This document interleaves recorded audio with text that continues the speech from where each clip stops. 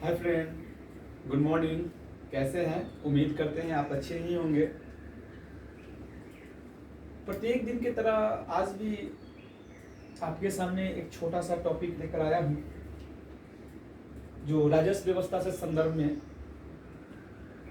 हम लोग आज चर्चा करेंगे। और जिस टॉपिक पर हम लोग आज चर्चा करेंगे वो आपातकाल है। कौन सा है? आपातकाल।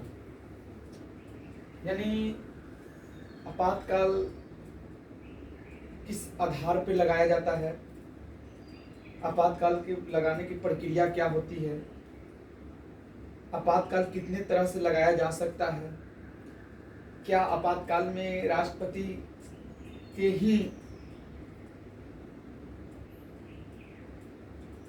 द्वारा लगाया जा सकता है, क्या आपातकाल में राष्ट्रपति बिना किसी के सलाह के बिना लगा सकते हैं या नहीं लगा सकते हैं। तो इन सभी विषयों पर आज हम लोग विस्तार से चर्चा करेंगे। तो मैं आग्रह करता हूं कि आप इस टॉपिक को धैर्यपूर्वक देखिए। घबराने की कोई आवश्यकता नहीं है और नहीं डरने की। अगर जहां ना समझ में आए वहां पे आप कमेंट कर दीजिएगा, ठीक है? तो चलिए आपातकाल की बात करते हैं। तो इससे पहले आपको आपातकाल से पहले हम थोड़ा भारतीय राजनीति में घुमाना चाहता हूँ। चलिए घुमा देते हैं। जब हमारा देश आज़ाद हुआ 26 जनवरी 1950 को मूल संविधान लागू हुआ। मूल संविधान वह संविधान को कहते हैं जो 26 जनवरी 1950 को लागू हुआ, जिसमें सर्वप्रथम प्रधानमंत्री पंडित जवाहरलाल नेहरू जी को बनाया जाता है। इनका शासनकाल लगभग 10 साल के आसपास होता है और चीन और भारत के युद्ध में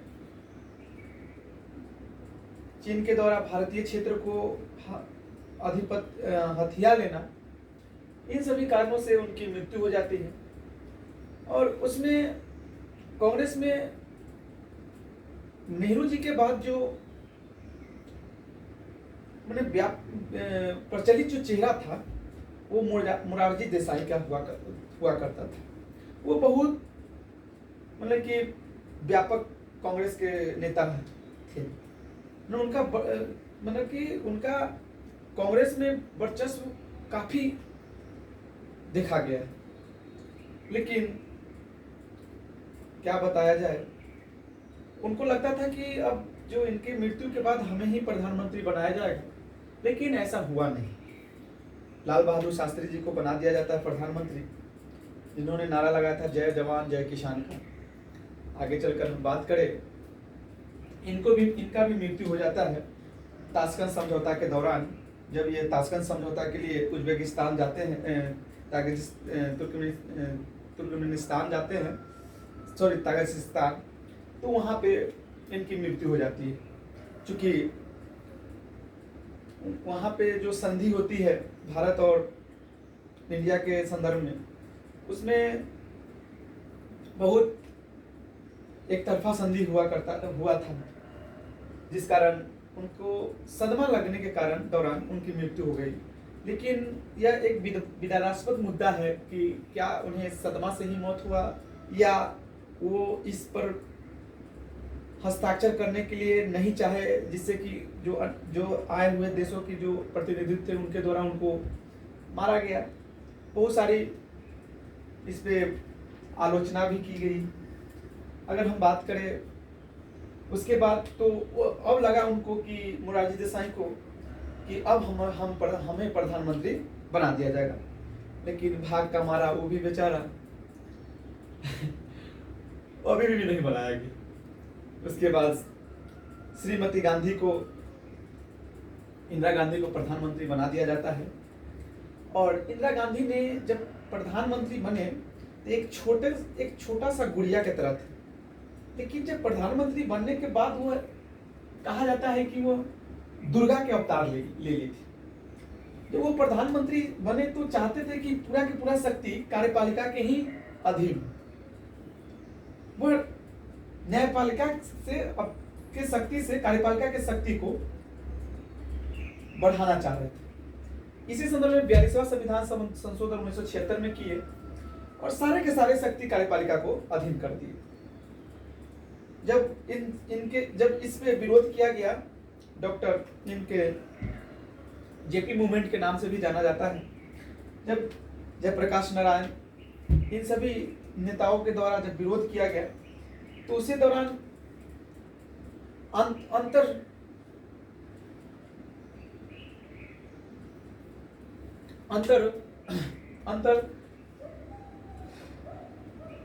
शस्त्र के कारण भारत में आपातकाल लगा दिया जाता है, जो कि उचित नहीं था। तो चलिए अब आपातकाल की बात करते हैं। आगे चलकर जब इनकी सरकार, जब कांग्रेस की हार होती है और मोरारजी जैसा एक नया दल को संगठित कर लेते हैं, जिसे जनता दल के नाम से जाना जाता है। कैसे भी इन्होंने, जब इनकी कांग्रेस की हार हुई तो सभी दलों के मिलकर इन्होंने सरकार का गठन किया और प्रधानमंत्री के पद को धारण किया। और आते ही जब ये प्रधानमंत्री के पद पे स्थापित हुए, तो जितने भी 42वां संविधान 1976 में संशोधित की गई थी, सभी प्रावधानों को बदल कर रख दी और 24वां संविधान संशोधन 1978 में करते हैं। और उस दौरान आपातकाल के भी कुछ बातें को हटाकर कुछ बातें को जोड़ा जाता है, जैसे कि आंतरिक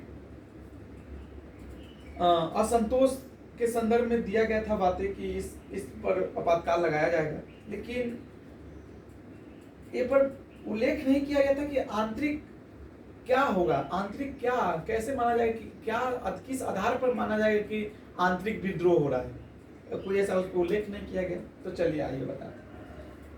24वां संविधान संशोधन से पहले का जो तस्वीर था आपातकाल का, जो इस प्रकार था। 44वां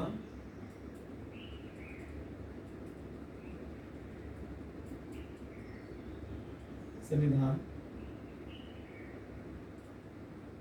संशोधन से पूर्व का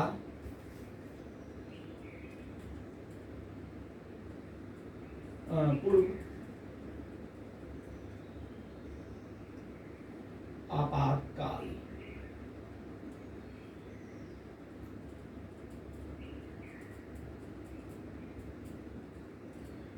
लगाने का आधार पहले था कि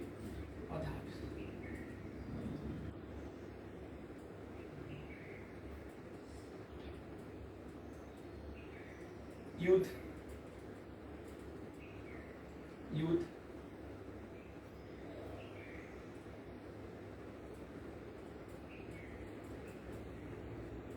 आंतरिक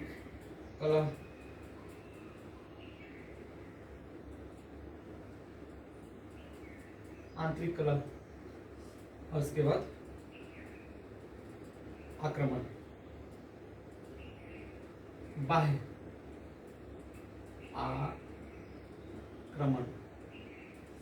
आक्रमण।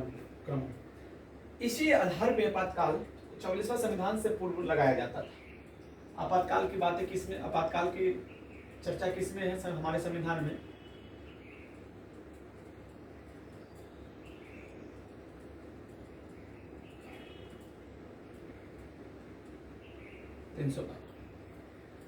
राष्ट्रीय आपातकाल। तो इन्हीं तीनों आधार पर आपातकाल लगाया जाता था, जिसको श्रीमती गांधी ने इनका दुरुपयोग किया और इस आधार पर पूरे देश में आपातकाल लगा दिया गया।